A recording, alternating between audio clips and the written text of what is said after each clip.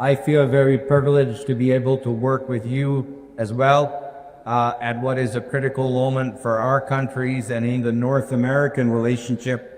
So I just wanted to say in front of our Canadian and Mexican friends how much I value and how much Canada values your engagement, Secretary Bardo. Thank you very, very much. This opening sets a diplomatic tone between Canada and Mexico.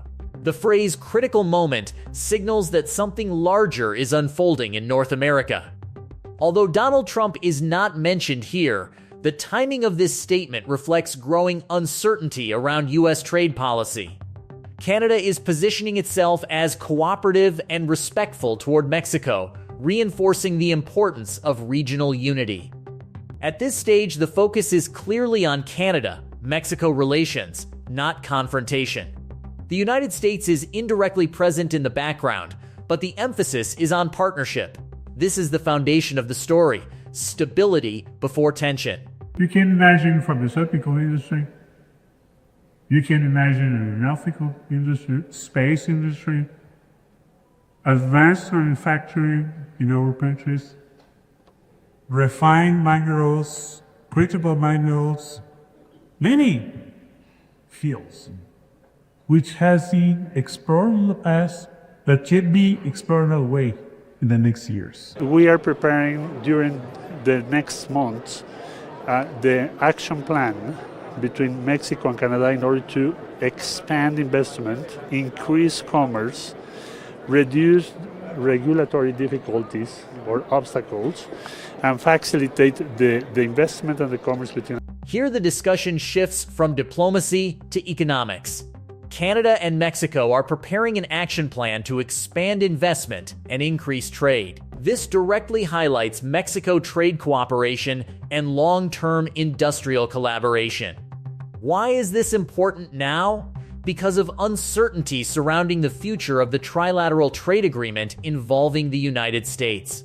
While Donald Trump is not directly mentioned in this section, his previous trade policies create the backdrop. Canada and Mexico appear to be strengthening bilateral trade as a strategic safeguard in case U.S. policy shifts again.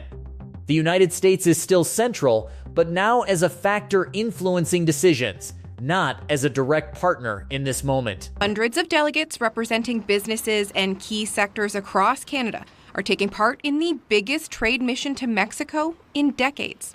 Here, we have the tremendous opportunity to start to work in this direction. Led by Minister Dominic LeBlanc, Canadians are meeting with Mexican government officials, policy experts, and industry leaders to forge new alliances. It's a long time coming. This is an opportunity to go well beyond where we have been. But the mission is also an opportunity to strategize ahead of this year's mandatory review of the Canada-United States-Mexico Agreement. Given President Donald Trump's threats to tear up the Trilateral Trade Pact, a deal that has shielded most Canadian and Mexican commerce from tariffs, Team Canada is looking at bilateral relations with Mexico in new light.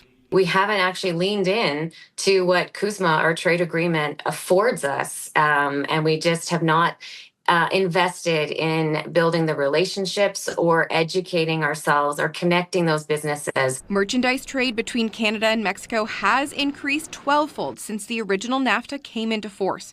But business leaders see potential to gain more market access. Now the political tension becomes explicit.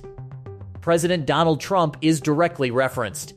The mention of threats to tear up the Trilateral Trade Pact signals serious concern within both Canada and Mexico. The 12-fold increase in merchandise trade since NAFTA is a powerful statistic. It shows that Mexico trade is not symbolic. It is economically significant. If the United States revisits trade terms or increases tariffs, both Canada and Mexico have much at stake. The large Canadian trade delegation, led by Minister Dominic LeBlanc, demonstrates that Canada is actively preparing. This is not reactive diplomacy, it is strategic positioning. The United States remains the largest trading partner, but Canada is clearly diversifying. I would say we haven't actually leaned in to what CUSMA, our trade agreement, affords us, and we just have not invested in building the relationships or educating ourselves or connecting those businesses so they can invest and lean into those opportunities. This is a pivotal political moment in the discussion. Donald Trump is openly acknowledged as a shared factor influencing both Canada and Mexico. The reference to a change in tone from Canada suggests that Canadian leadership has recalibrated its approach. Instead of distancing itself from Mexico during trade tensions with the United States, Canada is now emphasizing unity. China is briefly mentioned in this exchange, highlighting that global supply chains and geopolitical competition also shape North American trade decisions. This segment clearly links Trump's posture with Canada's renewed outreach to Mexico.